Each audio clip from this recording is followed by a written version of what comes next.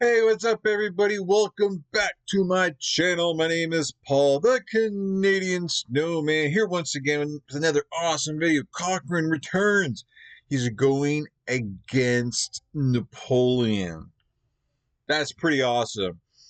Definitely was not expecting. I knew this was taking place in the Napoleonic era, and I figured, you might have some fights, but is he actually taking on like Napoleon himself? Very unlikely because Napoleon's on land, but I'm pretty sure this is obviously it's going to be Napoleon's navy. Uh, I'm expecting not Napoleon. I'm expecting Cochrane to kick some butt. I really am. Like the British Navy is just way more experienced, and they're the best navy in the world. And at this point in time, I believe, if I remember correctly, especially from the Napoleon series, I did. So definitely check that out if you haven't. And I think Napoleon's navy is just, I think, going to be just too new, you know. And Cochrane being like the awesome dude Cochrane is, should come out on top and kick some butt. I'm expecting that. We just had a. If you're new here, we just went through an episode. This is actually the second episode of a 3-episode series. I mean, you don't have to watch the previous one. I don't, but spoilers. The previous one had it was basically the starting of Cochrane, like basically how he became to be a sea captain. It's really interesting, and the tricks of the trade he's used, doing so, which is obviously a giant part of his success, which has been really neat. But yeah, Battle of Basque Roads. Are we on the this? Wait, this maybe I don't know. I could be maybe this go against Napoleon. Maybe this he gives up the roads. I mean, the roads of water. I mean, because he's a sea captain, I can't see him battling on land unless this is some kind of random thing he does in his life. I don't know, but this is now that I'm thinking about it, like, cool. Maybe we get to see him with a sword and fight, but I don't think so. I'm excited. I want that to be the case. That'd be pretty cool, though, right? But yeah, we're gonna jump into it, guys. Please hit that like and subscribe button below. I'd appreciate it. And we're gonna jump into this. I wonder how this is gonna begin. Doo-doo-doo. You guys excited? Say yes if you're excited in the comments. 3, 2, 1, bam. By 1801, the young Lord Thomas Cochrane had won many battles, proving himself an exemplary warrior and passionate leader. But it would be this next chapter of his life that would see his fateful rise to legend and his ultimate fall from grace. Welcome to part 2 of our series on the life of Thomas Cochrane, which will examine how he earned. He gets to be a legend, but falls from grace. It just makes me think he's gonna win an amazing battle, but do it very, not very respectable terms. He kind of like, you know what I'm talking about. He wins a great victory, but he kind of gives him a low blow kind of thing, which is frowned upon kind of thing. I guess, right? Is that what you guys kind of get out of that? Yeah.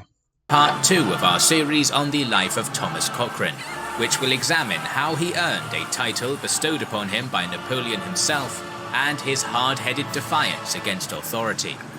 Shout out to Brilliant for sponsoring this video. We're happy to be partners with Brilliant, as this educational breaks up complexities into bite-sized, understandable chunks that will lead them a little smarter. On July 18th, 1801, Thomas Cochrane stood aboard the deck of the 80-gun HMS Pompey to face a military court for the capture of HMS Speedy.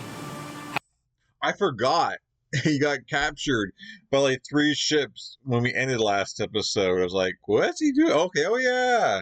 I guess that would have been something great to kind of let you guys know when I kind of go over a previous episode or something. Yeah, that might have been something to kind of mention. But if you guys already watched the previous episode, I don't need to do it, right? Right? You guys already knew this. Well, yeah, I forgot. Pompey to face a military court for the capture of HMS Speedy. However, he knew that the slew of unlikely victories he had won on his little sloop outweighed the cost of its eventual loss. Sure enough, Cochrane was honourably acquitted. With that out of the way, he had expected three things: a swift promotion to post captain, a shiny new frigate to command, and a return to the bountiful fame of Napoleonic warfare. Unfortunately, none of this would come to pass. The Royal Navy brass dragged their feet, and for 3 months he watched rival officers get promoted ahead of him. Although he was finally appointed post captain on August 8th, he had become resentful. Yeah, it's just, when it comes to trying to rise above and just, I guess, Navy and just in jobs in general, if you suck up to management, you're you're gonna go up the ladder faster. It's plain and simple.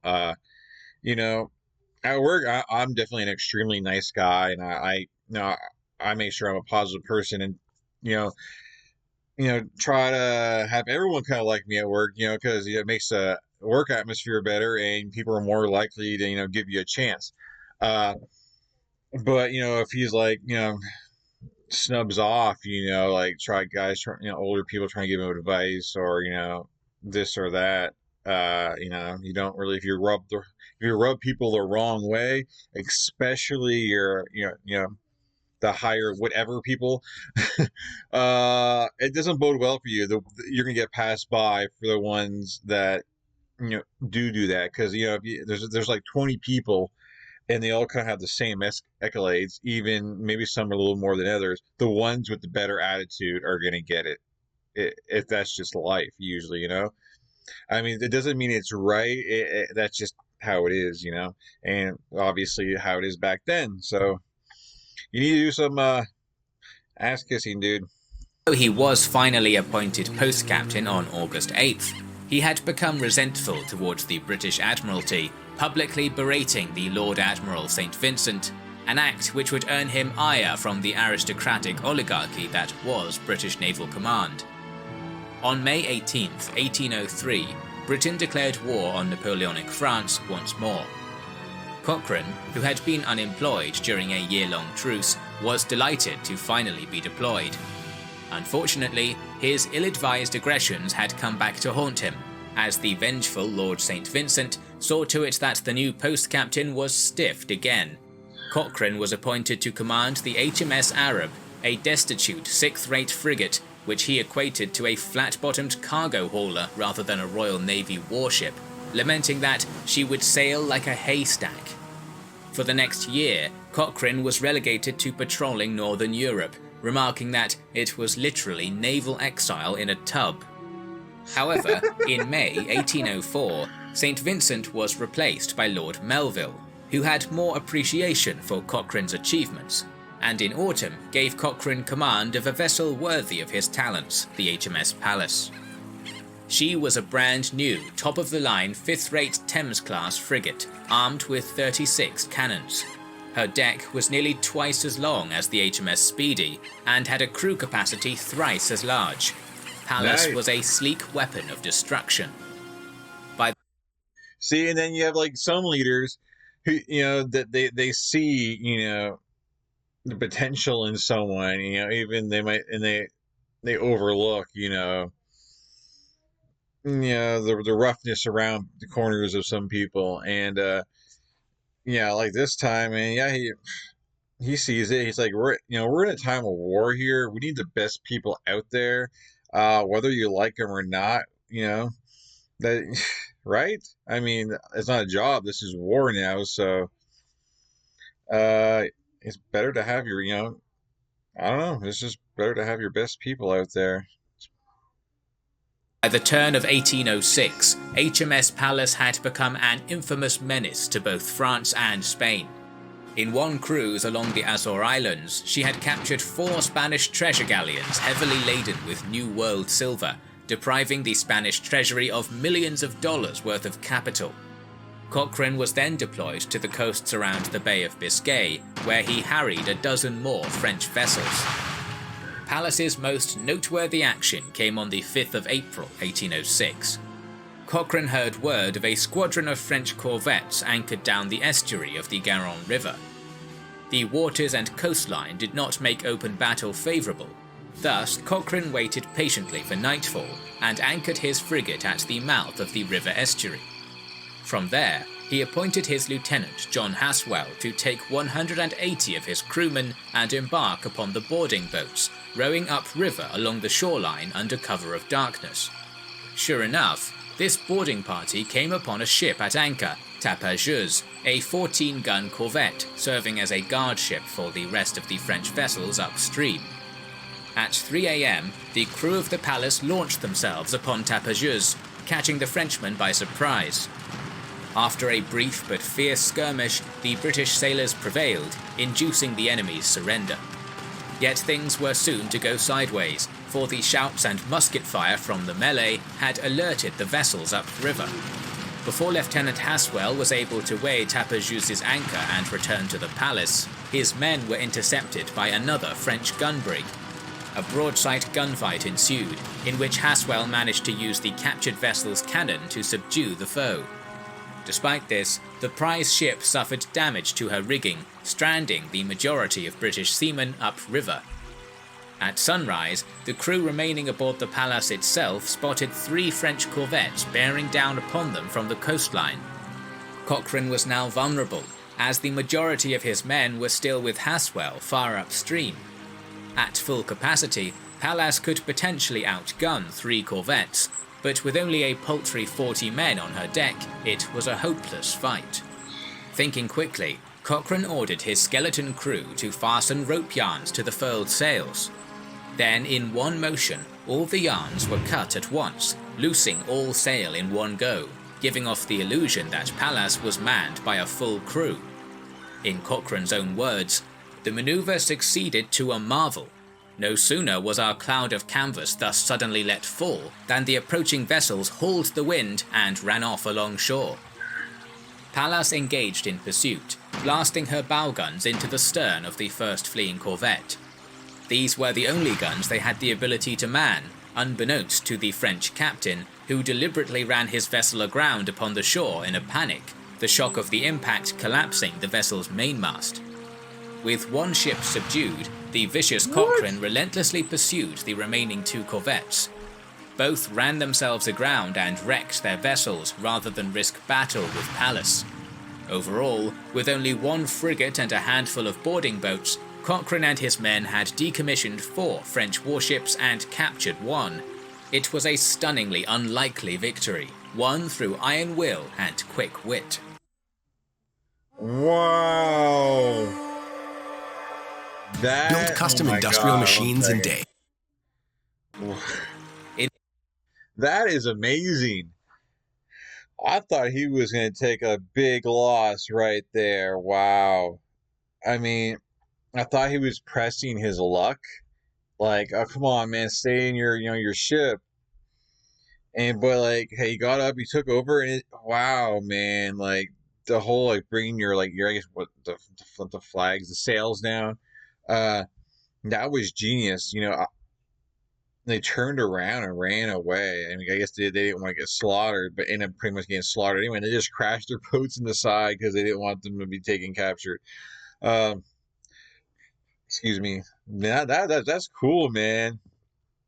Cochrane, man, can think on his feet. That's for sure. Dang, they were only 7 minutes into this. It's already epic.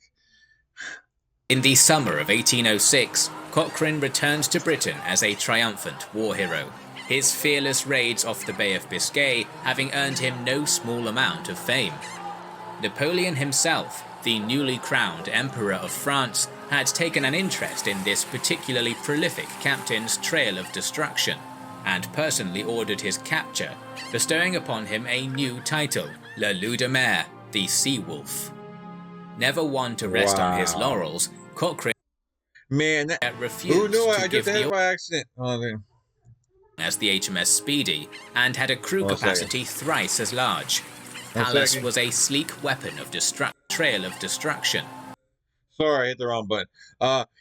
But that is epic to get that name from Napoleon, man. Man, that is, yeah. And personally ordered his capture, bestowing upon never one to rest on his laurels, Cochrane was far from finished with his seaborne marauding. In August of 1806, he was appointed to the HMS Imperieuse, a sturdy 38-cannon frigate that was significantly more powerful than Pallas. Imperieuse soon became an icon of glory for the British Navy, and a consistent scourge to France. It would be in 1808 when Cochrane hit his stride once more off the coasts of Spain. This was a year when the British Army was embroiled in a desperate land struggle across the Iberian Peninsula against their Napoleonic foe, and Cochrane's naval contributions to the war effort were invaluable. The writings of contemporary novelist Sir Walter Scott emphasize as much, claiming the captain had, with his single ship, kept the whole coast of Languedoc in alarm, destroyed telegraphs of utmost importance to the French, preventing troops being sent from that province into Spain, and excited such dismay that 2,000 men were drawn from Figueras to oppose him, men who otherwise would have been marching further into the peninsula. Wow. Despite his success, Cochrane continued to lament upon the lack of recognition he received from the British Admiralty, often claiming in his autobiography that they not only failed to give him any praise, but in fact cheated him and his crew out of their rightfully earned prize money. In June, the Imperieuse sailed for Montgat, a Catalonian fortress under the occupation of French troops under. So, but he likes the fame. He wants, people to admire him and stuff like that, obviously. But yeah, man, you're getting paid to do a job, and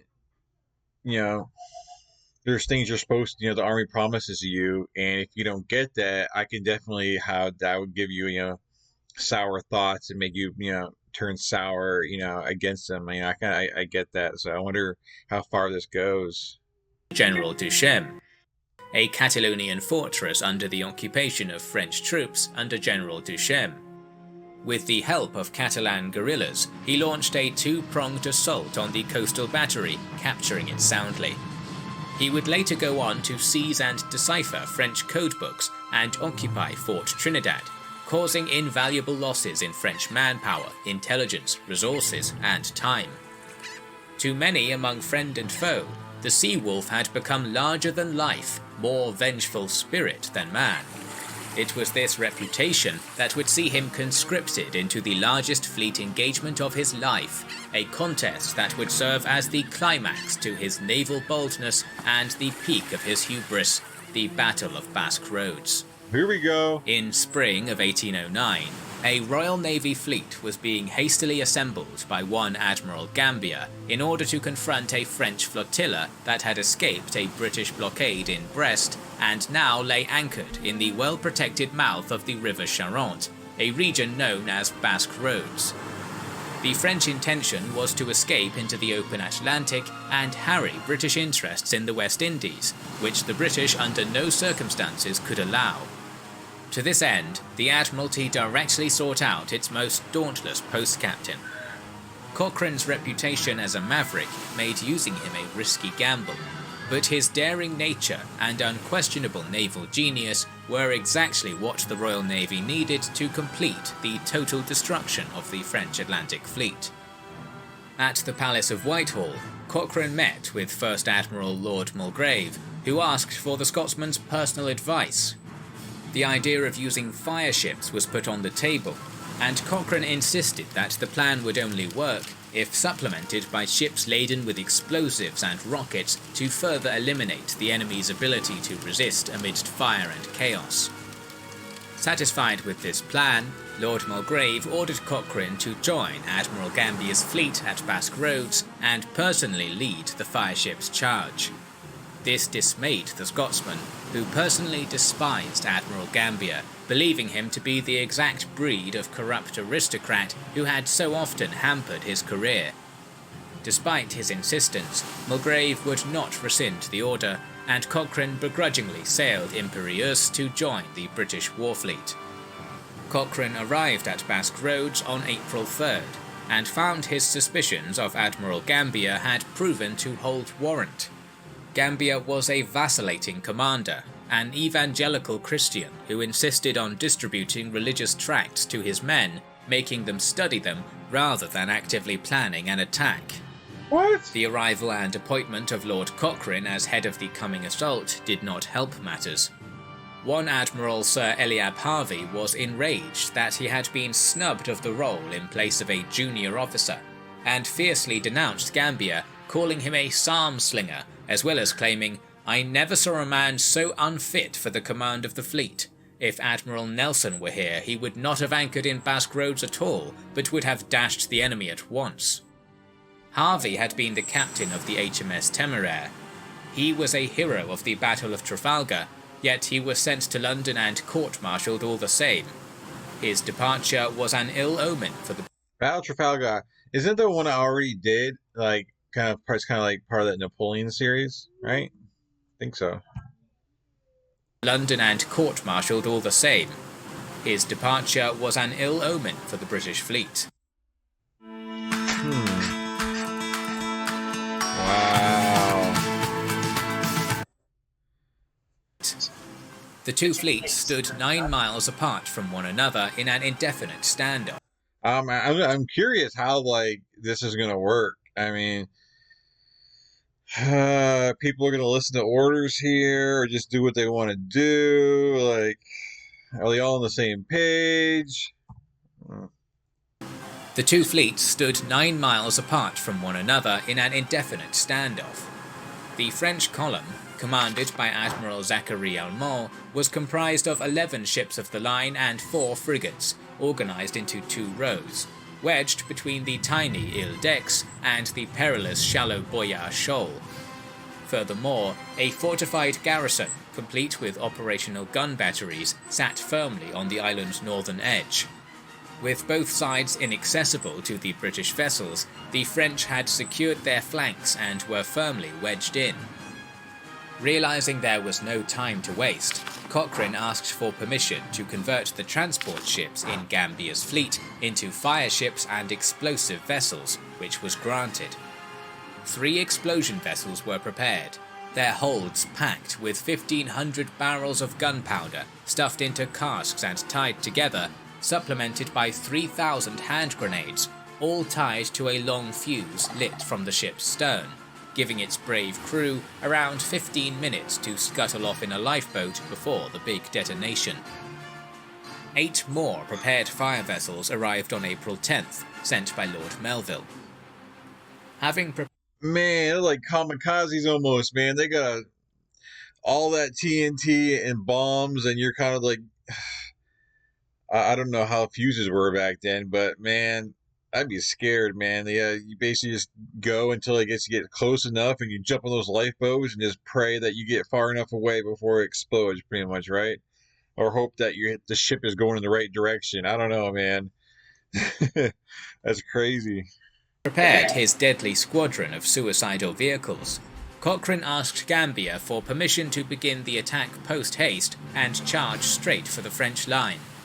Gambier refused, denouncing the Scotsman's head-on tactics as sheer foolhardiness. This infuriated Cochrane, who countered that further delay would lead to the French admiral doubtlessly catching on to the fireship plan and putting safeguards in place, inevitably leading to the loss of more British lives. Sure enough, the next morning's sun revealed the existence of a massive boom that barricaded the narrow channel between the fortress at Daix and the Boyard Shoal. Furthermore, Admiral Almont had in fact been made aware of the British fireships, and had ordered the front row of his ships of the line to point forward to present a smaller target. 70 canoes were deployed to wait by the boom, equipped with towing lines, so as to tug any approaching fireships out of harm's way, while the French frigates too sailed ahead of the fleet to guard the harbour chain against British incursion. I don't blame Cochrane for being mad. I mean, if it was the other guy's idea, not Cochrane's, it would have been all for it, but just the fact that he doesn't want him... this aggravates me every time, because this happens all the time, especially in these videos, or, leaders, they don't want the other one to get the fame or the glory, or they just don't want them to be right, and they do anything they can. They'd rather lose a battle and have them not get, and have their enemy not get any glory than, win, and then it's like they fight for themselves, not for their country or whatever. Ugh. Doesn't that annoy you guys? French frigates too sailed ahead of the fleet to guard the harbour chain against British incursions. As day turned to dusk on April 11th, the winds began to churn, turning the coastal seas into a choppy tempest. It was at this time that Gambier finally approved the fireship's assault, perhaps taking advantage of the poor conditions to discourage Cochrane. Nevertheless, the Seawolf was undeterred and pressed forward with his plan. Okay. His crew was made up purely of volunteers, as fireships fell outside the conventional boundaries of warfare, and sailors captured by the enemy while operating them would not be taken prisoner, but instead executed. Wow. At around 8 p.m., 3 explosive ships barreled down towards the French boom, taking advantage of the flood tide. One was captained by Frederick Maillat, one of Cochrane's most trusted. I guess it's not a respectable way to fight, but like all rules are out when it comes to war, right? I mean, I guess the enemy just doesn't see them as sailors, or just sees them as like rebels. And wow. And you people volunteer for this. Wow.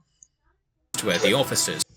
One was captained by Frederick Maillat, one of Cochrane's most trustworthy officers, while the Seawolf captained one himself, taking the lead. At around 8:30, Cochrane determined that his floating bomb was around 10 minutes away from the boom. He commanded his crew immediately proceed to the lifeboats to evacuate, and personally lit the fuse, creating a countdown for his vessel's imminent explosion. Together, it shows how a good leader. He lit the fuse. He probably made sure all his men were safely in those lifeboats, and he lit the fuse. It's kind of like the captain goes down with the ship. He if this fuse goes wrong, this thing blows. I'm going to be the one that dies for. So well, I'm sure the lifeboats are right next to him. They would die too, but I think that's cool. Like, he's probably the last one off the boat. He's the one lighting the fuse, so that's cool. they creating a countdown for his vessel's imminent explosion. Together they boarded the dinghy and rowed vigorously against the currents to get out of range of the incoming blast, only to discover about 100 yards out that they had left their mascot dog on board. Refusing to let his pooch get blown up, Cochrane rowed back for the floating time bomb, climbed aboard, grabbed the dog, and jumped back into the dinghy, once more rowing away with extra vigor. Soon, the floating bomb... Wow! If that doesn't make you like this guy, what does, man? His dog, he risked his own life.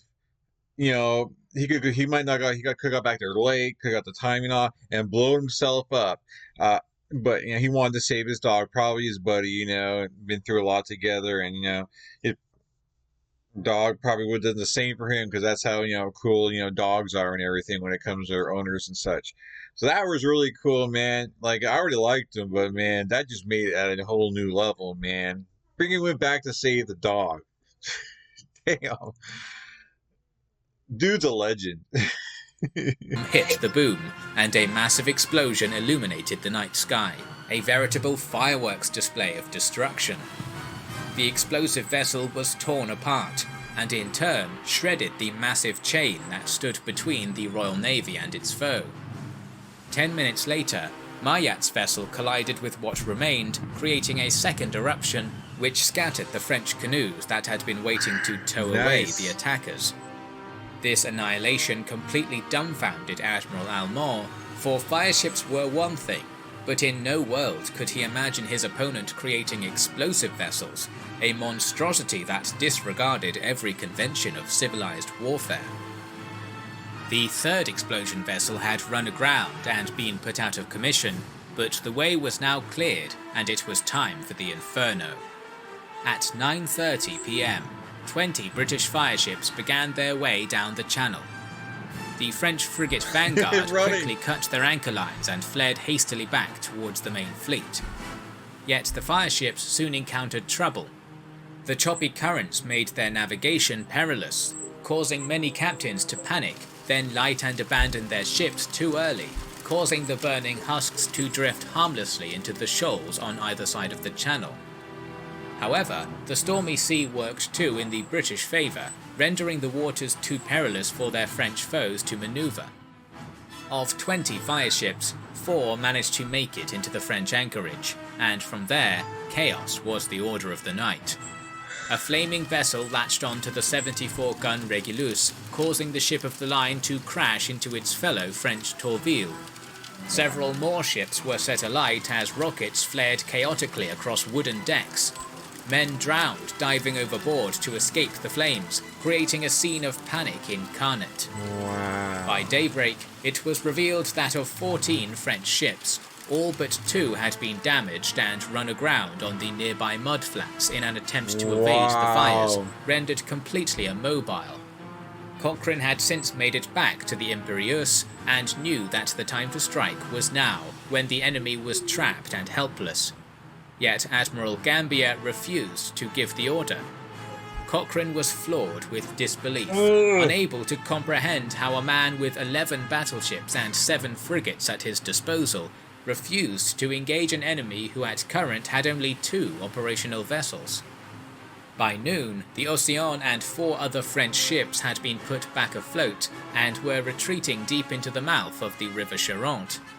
Knowing that total victory was slipping out between his fingers, Cochrane committed an act of blatant insubordination, launching HMS Imperieuse deep into the Gulf alone to take on the entire French fleet single-handedly, saying later in his own words, "It was better to risk the frigate, or even my commission, than suffer a disgraceful termination to the expectations of the Admiralty." Imperieuse engaged the beached vessel Calcutta, with the 2 warships exchanging deadly broadsides, with the British frigate at an immense advantage. Simultaneously, Cochrane ordered his bow and stern cannons fired into the Aquilon and Ville de Varsovie respectively. Beached they may have been, but a single frigate was still engaged in a duel with 3 ships of the line twice its size. Soon, the Calcutta surrendered and was captured by Cochrane's crew. It was at this point that Gambier finally sent some backup into the channel, unable to let one impetuous captain take on the entire French navy. 5 frigates... Not letting one guy take on the navy. No, he sent his guys in there so Cochrane wouldn't get all the fame and glory from this, and because Gambier was afraid that he would destroy all the French and get all the glory and all the admiration from it. But he's like, oh crap, yeah, you guys go in there and help out so I can at least say that I was part of this, and he doesn't get all the fame from it. Yeah, he was not doing it to help him at all. It was all personal right there. I was like, I seen that everyone come in like, just let Cochrane take care of this. He doesn't need your help, man. One impetuous captain take on the entire French navy. 5 frigates and 2 ships of the line entered Basque roads. Calcutta was abandoned and set aflame, while the Aquilon and Ville de Varsovie quickly surrendered. A 4th ship, Tonnerre, was scuttled by its own crew. The Battle of Basque Roads was undoubtedly a victory for the Royal Navy, who had sunk 3 French ships of the line, a 4th rate and a frigate, all while losing only 30 men and no ships of their own. However, had Gambier shown any initiative, the entire French Atlantic fleet could have been destroyed in the space of the morning, whereas now the majority of it would live to fight another day. Cochrane remained infuriated by Admiral Gambier's incompetence, and upon returning to England, publicly shamed him for his conduct. As he should. Defiance in the face of authority was nothing new to Cochrane, but never before had he been so enraged or so viciously ripped into the personal character of such a powerful, well-connected man. Gambier demanded a court-martial to determine his innocence.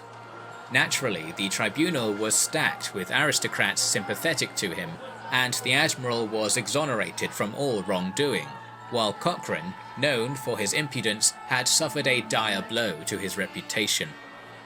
This incident compelled Cochrane to refuse further naval appointments, and from 1809 onwards, the Wolf of the Sea focused on his career as a member of the British Parliament. You can't blame him for wanting to take another ship because he's doing all the work, and all these, whatever, whoever, all these other whatever leaders that tell them what to do or not tell them what to do, they either get the fame from it or I don't know, man. They're just in it for themselves, man. Cochrane, get out of there, dude. Too good for that. That's all about who you know, right? You can be like a piece of crap person, and as long as you know the right people, you'll be successful. It's life for you. The Wolf of the Sea focused on his career as a member of the British Parliament. Indeed, Cochrane had pursued political ambitions since 1806, when he'd first been elected as a representative of the Riding of Honiton and later Westminster, acting as MP concurrently with his naval service.